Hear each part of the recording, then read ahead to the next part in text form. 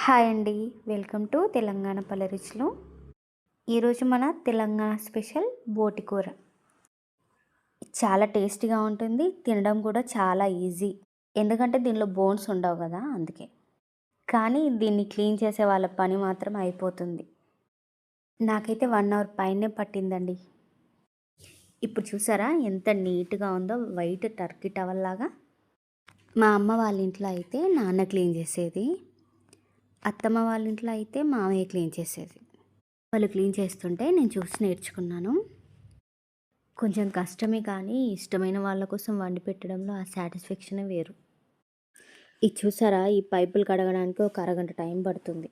ఈ బోటి కూర తినేవాళ్ళు లొట్టలేసుకుంటూ బాగానే తింటారు కానీ దీన్ని క్లీన్ చేసే వాళ్ళ పని అయిపోతుంది. క్లీనింగ్ కట్టింగ్ అంతా అయిపోయింది. కడాయిలో ఆనియన్ పేస్ట్, అల్లం వెల్లుల్లి పేస్ట్ వేసుకొని మసాలా స్పైసెస్ అన్నీ వేసుకొని బాగా మిక్స్ చేసుకోవాలి. తర్వాత బోటి వేసుకొని దాన్ని ఒక 10 నిమిషాల వరకు ఉడకనివ్వాలి. మన టేస్ట్‌కి సరిపడా కారం వేసుకోవాలి. తగినంత సాల్ట్ వేసుకోవాలి. గరం మసాలా వేసుకోవాలి. కొంచెం ధనియా పౌడర్ వేయాలి. బాగా కలిపి 20 నిమిషాలు ఉడకబెట్టుకోవాలి. కొత్తగా ఛానల్ స్టార్ట్ చేశాను. Please like, share, subscribe. Thanks to all.